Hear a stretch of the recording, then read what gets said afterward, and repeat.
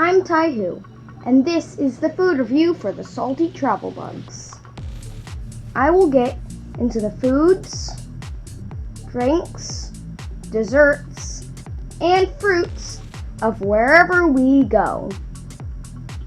We're in France now, and boy do I have a treat for you. While we were in France, we made friends with our neighbors upstairs, Miss Samantha, Mr. Albie, and their children, Zoe and Killian.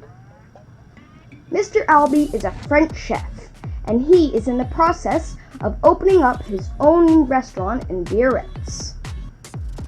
When he was a young boy, his parents worked long hours and had little time to cook. So, Mr. Albie took the big responsibility of preparing dinner for the family. That's how he developed the passion for cooking. When he was building his resume as a serious chef, he worked in many Michelin-starred restaurants all over Europe. The head chefs were aggressive and sometimes abusive, but Mr. Albie toughed it out. Now, after all of his hard work, he is a head chef himself and gets to be creative with his cooking. We were honored that he not only took the time to cook for us, but also taught us how to cook. Now, we can bring a little piece of delicious France home with us. First, we requested that he teaches us how to make ratatouille because of our favorite Pixar movie. He taught us how to slice the vegetables to keep them in place so we can arrange them in a beautiful color pattern. We also cut the onions and browned them to place at the bottom of the tray as a base. Then, we placed alternating eggplant, zucchini, and tomato slices to form the signature ratatouille pattern. The next step is the most important part, making the sauce, consisting of herbe de Provence, minced garlic, and premium quality olive oil. We drenched the top of the ratatouille with the sauce and then baked them covered for about 20 minutes at 375 degrees. Then, we removed the cover and baked the ratatouille for another 20 minutes. Bon appetit! While the ratatouille was being made, Mr. Albie also started boiling potatoes in large chunks in salted water until they were fork tender.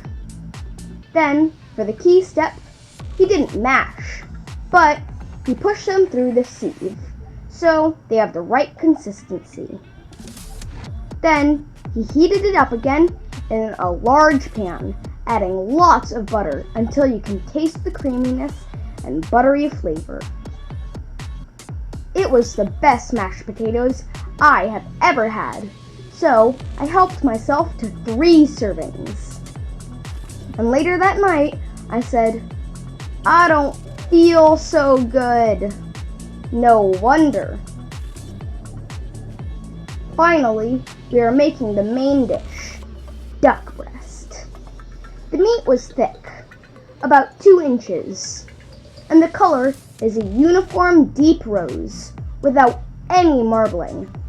All the fat is on the top half-inch layer. First, Mr. Albie cross-hatched the duck fat layer so the sauce can penetrate into the meat. He heated up the pan with some oil and then pan-seared the breasts, with the fat layer down on medium heat, with just salt and pepper as seasoning. After about 13 minutes on each side, he took the meat out and started to prepare the sauce. He poured out most of the duck fat, and in the remnants, he sautéed some minced garlic. Then he added some sweet soy sauce and an equal amount of balsamic vinegar, as well as water. He then placed the duck breasts fat side down in the sauce while reducing. After 5 more minutes, the sauce is thickened, but still needs a little butter to really thicken it up and make it a shiny glaze.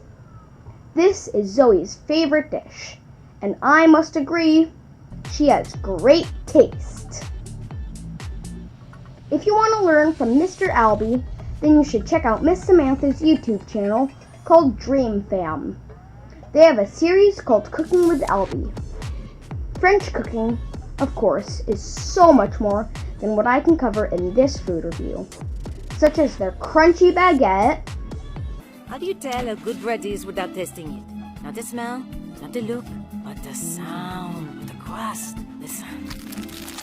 Oh, a symphony of crackle. Only great bread sound this way.